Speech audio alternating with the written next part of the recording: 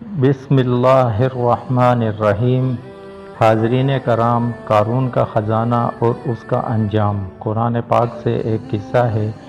قارون حضرت موسیٰ علیہ السلام کے چچا یزہر کا بیٹا تھا۔ بہت ہی شکیل اور خوبصورت آدمی تھا، اسی لیے لوگ اس کے حسن و جمال سے متاثر ہو کر اس کو منور کہا کرتے تھے۔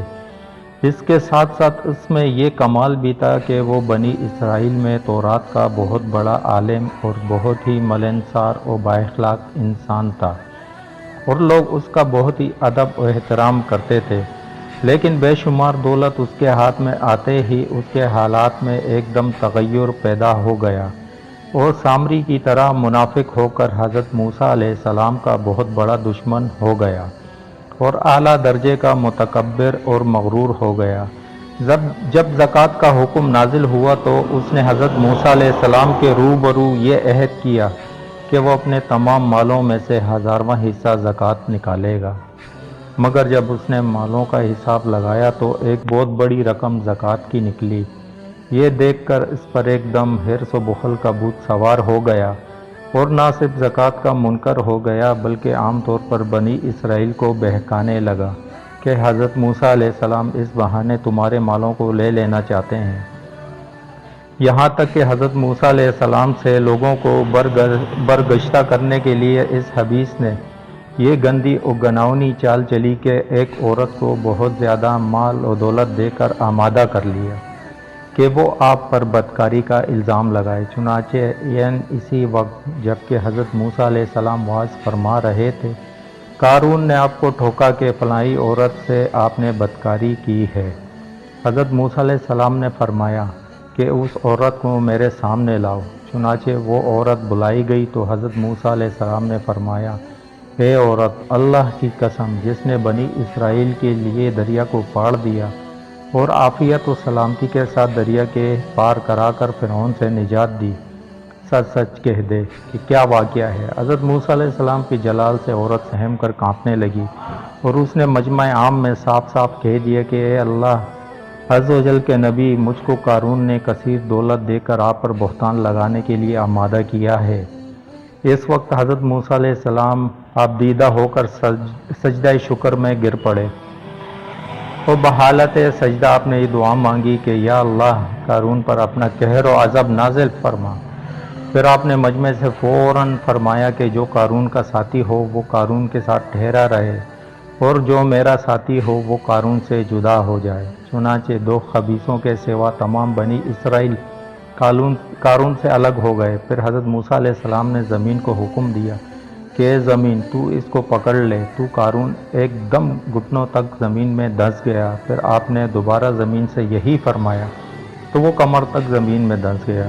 یہ دیکھ کر قارون رونے اور بلبلانے لگا اور قربت اور رشتہ داری کا واسطہ دینے لگا، مگر آپ نے کوئی التفات نہ فرمایا، یہاں تک کہ وہ بالکل زمین میں دھنس گیا۔ دو منحوس آدمی جو قارون کے ساتھی ہوئے تھے لوگوں سے کہنے لگے کہ حضرت موسیٰ علیہ السلام نے قارون کو اس لیے دھسا دیا ہے تاکہ قارون کے مکان اور اس کے خزانوں پر خود قبضہ کر لیں۔ تو آپ نے اللہ سے دعا مانگی کہ قارون کا مکان و خزانہ بھی زمین میں دھنس جائے۔ چنانچہ قارون کا مکان جو سونے کا تھا اور اس کا سارا خزانہ سب بھی زمین میں دھنس گیا۔ اس کو قرآن کی زبان سے سنیے۔ اللہ تعالیٰ کا ارشاد ہے کہ ہم نے قارون کو اتنے خزانے دیے تھے کہ ان خزانوں کی کنجیاں الگ مضبوط اور طاقتور جماعت بمشکل اٹھا سکتی تھی۔ بے شک قارون موسیٰ کی قوم سے تھا، پھر اس نے قوم پر زیادتی کی اور ہم نے اس کو اتنے خزانے دیے جن کی کنجیاں اٹھانا ایک طاقتور جماعت پر بھاری تھی۔